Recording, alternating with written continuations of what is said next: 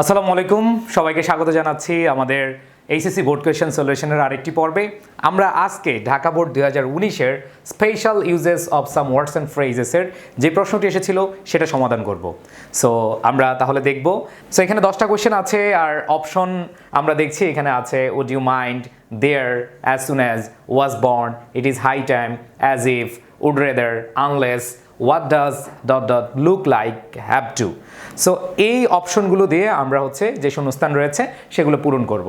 আমরা যারা ওয়ার্ডস অ্যান্ড ফ্রেজেসের একবার বেসিক ক্লাসটা করেছি তাদের জন্য খুব সহজ হয়ে যাবে। আমার ইউটিউবে দেওয়া আছে সেই ক্লাসটি, একটু করে নিলে আশা করি তোমরা অনেক বেশি উপকৃত হবে। সো আমরা দেরি না করে চলে যাচ্ছি আমাদের মেইন প্রশ্নে।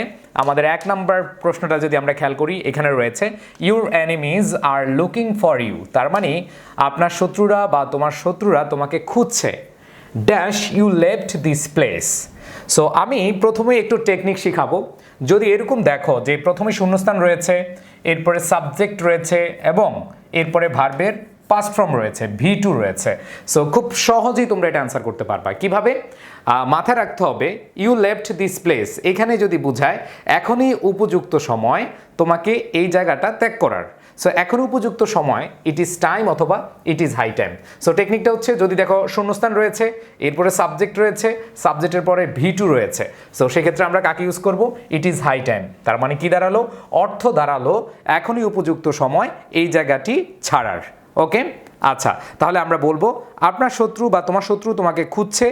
তার মানে এখনই উপযুক্ত সময় এই জায়গা ত্যাগ করার। আপনার এখনই উপযুক্ত সময় এই জায়গা ত্যাগ করার। সো আমাদের অ্যান্সার হবে কি?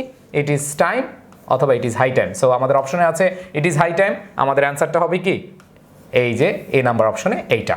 আচ্ছা, পরের কোয়েশ্চেনটা আমরা দেখবো it is raining heavily, dash closing the window.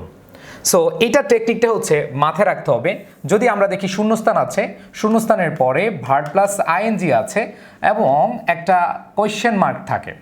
So আমরা এই জায়গাটা একটু খেয়াল করব। প্রথমটা আমি টেকনিকটা বলেছিলাম শূন্যস্থান সাবজেক্ট V2, সেক্ষেত্রে আমরা ইট ইজ হাই টাইম অথবা ইট ইজ টাইম ইউজ করব।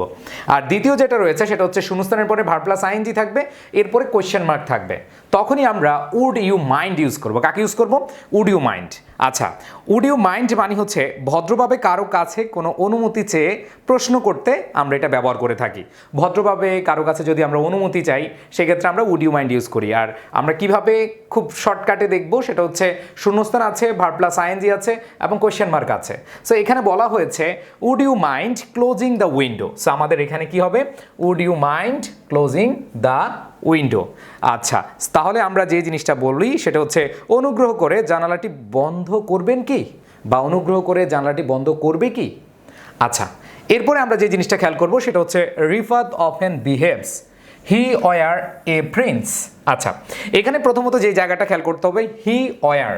আমরা ছোটবেলা থেকে জানি হি থার্ড পারসন সিঙ্গুলার, আর তার সাথে যেই অক্সিলারি ভার্বটা বসে, দ্যাট মিনস পাস্ট টেন্সে যে অক্সিলারি ভার্বটা বসে সেটা ওয়াজ। আমরা ছোটবেলা থেকে সবাই জানি হির সাথে কি বসে? ওয়াজ বসে। সো এখানে ওয়ার কেন হলো? এটা কি টাইপিং মিস্টেক? না, এটা টাইপিং মিস্টেক না। এটা আমাদেরকে একটু খেয়াল রাখতে হবে। ওয়ার যখন হয় এটা অবাস্তব কল্পনা বোঝায়। সো অবাস্তব কল্পনা বুঝালে সেক্ষেত্রে আমরা as if as though use করি। কাকে ইউজ করি? As if as though use করি। তো এটা টেকনিকটা শূন্যস্থানের পরে সাবজেক্ট প্লাস ওয়ার হবে। এখানে ছিল subject plus V2, it is high time বসিয়েছি। আর এখানে যে জিনিসটা খেয়াল করব, শূন্যস্থানের পরে আমরা যেটা খেয়াল করব সাবজেক্ট প্লাস ওয়ার হবে। যে কোনো সাবজেক্টের সাথে আমাদের কি বসবে? ওয়ার হবে। সো 3 নম্বর কোয়েশ্চেনের উত্তরটা তোমরা খুব সহজে অ্যান্সার করতে পারবে। সেটা যদি দেখো সাবজেক্ট প্লাস ওয়ার আছে, তুমি অ্যাজ ইফ অথবা অ্যাজ দো ইউজ করবা। সো আমাদের 3 নম্বর অ্যান্সারটা কি হবে? অ্যাজ ইফ হবে। সো এখানে কি দাঁড়ালো? সেটা রিফাত এমনভাবে বিহেভ করে যেন সে একটা রাজপুত্র। সে একজন কি? রাজপুত্র। আর এখানে বলা আছে it becomes very difficult for me to tolerate him. আর এটা সহ্য করা আমার জন্য খুবই কঠিন বিষয়। ওকে, খুবই কঠিন। এরপরে যেটা বলা হয়েছে Humayun Ahmed was a teacher, author, dramatist and film maker, he dash on. আচ্ছা, এখানে যে জিনিসটা খেয়াল করব, আগে টেকনিকটা খেয়াল করব। টেকনিকটা সাবজেক্ট থাকবে, শূন্যস্থান থাকবে, এরপর সাল বা স্থান বা সময়, এরকম থাকবে। কি কি থাকবে? সাল থাকবে, না হয় স্থান থাকবে, না হয় কি থাকবে?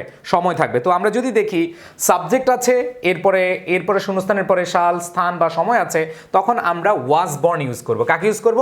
Was born. সো এখানে ওয়াজ বর্ন না থেকে বি বর্ন হতে পারে, বাট আমরা কাকে ইউজ করব? ওয়াজ বর্ন, কারণ আমরা সবাই জন্মানোর পরে এটা পাস্ট হয়ে যায়। সো এখানে আমাদের কি হবে? ওয়াজ বর্ন হবে। তাহলে হি ওয়াজ বর্ন অন 13 নভেম্বর 1948। ওকে, তার মানে যে জিনিসটা দাঁড়ালো, হুমায়ুন আহমেদ একজন শিক্ষক, লেখক, নাট্যকার এবং চলচ্চিত্র নির্মাতা ছিলেন। তিনি 1948 সালের 13 নভেম্বর জন্মগ্রহণ করেন। ওকে, সো আশা করি এই 4টা কোয়েশ্চেন তোমরা খুব ভালোভাবে বুঝেছো। এইবার আমরা খেয়াল করব পরবর্তীটা, সেটা হচ্ছে dash you work hard you will not make a good result. আচ্ছা, এখানে যে জিনিসটা আমরা খেয়াল করছি, you work hard you will not make a good result, তার মানে এখানে আমরা একটু অর্থটা খেয়াল করব। ইউ ওয়ার্ক হার্ড, তুমি পরিশ্রম করো বা কঠিন পরিশ্রম করো, you will not make a good result. আচ্ছা, তুমি ভালো রেজাল্ট করতে পারবে না। তাহলে অর্থটা কি আমাদের ঠিক দাঁড়ালো? না। এখানে যদি আমি বলি যদি তুমি কঠোর পরিশ্রম করো, you will not make a good result, তুমি ভালো রেজাল্ট করতে পারবে না বা ফলাফল করতে পারবে না, এটা কি মিললো? বাট আমি যদি বলি যদি না তুমি কঠিন পরিশ্রম করো, সেই ক্ষেত্রে তুমি কি ভালো রেজাল্ট করতে পারবে না। এই যে যদি না অর্থে আমরা কাকে ইউজ করে থাকি? আনলেস কি ইউজ করতে থাকি। আমরা আনলেস যদি ইউজ করে দেই, আমরা দেখি এখানে অপশন আছে আনলেস আছে। সো আমাদের ই নাম্বার অপশনটা কি হবে? আনলেস হবে। তাহলে unless you work hard you will not make a good result, যদি না তুমি কঠোর পরিশ্রম করো, তুমি ভালো ফলাফল করতে পারবে না। এরপর আমরা খেয়াল করব 6 নাম্বার কোয়েশ্চেনটা। এখানে 6 নাম্বার কোয়েশ্চেনের একটা টেকনিক আছে, সেটা হচ্ছে সাবজেক্ট প্লাস শূন্যস্থান, এরপরে ভার্বের বেস ফর্ম। দেখো সাবজেক্ট আছে, বেস ফর্ম আছে, এখানে শূন্যস্থান আছে। এরপরে যদি দেখো দেন আছে, কি আছে? দেন আছে, তাহলে মাথায় রাখবা অটো চয়েস আমাদের উড রেদার হবে। কি হবে? উড রেদার হবে। আমি আবার বলছি, টেকনিকটা হচ্ছে এমন, সাবজেক্ট থাকবে, শূন্যস্থান থাকবে, এরপরে ভার্বের বেস ফর্ম থাকবে, আর একটু পরে গিয়ে হচ্ছে দেন থাকবে। এই যে উড রেদার দিয়ে আমরা যে জিনিসটা বুঝাই, সেটা হচ্ছে দুটি কাজের মধ্যে তুলনা করা হয়, একটি কাজকে প্রাধান্য দেওয়া বা একটি কাজ করা শ্রেয়, এরকম বুঝায়। ঠিক আছে, যেমন এখানে বলা হয়েছে I would rather resign my job then tolerate injustice.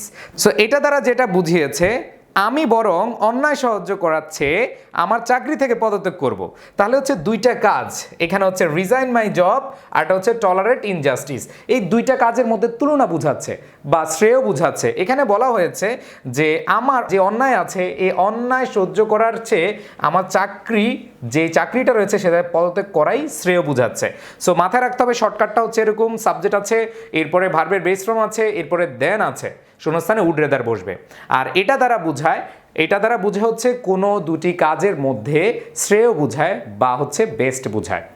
এরপরে যেটা বলা হয়েছে জি নাম্বার অপশন। আচ্ছা, প্রথম কথা হচ্ছে শর্টকাট হচ্ছে দুইটা শূন্যস্থান থাকলেই what does look like, what does dot dot look like হবে। এক কথায় কোনো কিছু দেখার দরকার নাই, যদি আমরা দেখি দুইটা শূন্যস্থান আছে তখন হোয়াট ডাজ লুক লাইক হবে। আচ্ছা, এটা হচ্ছে কোনো কিছু দেখতে কেমন এরকম জানতে চাওয়া হয়।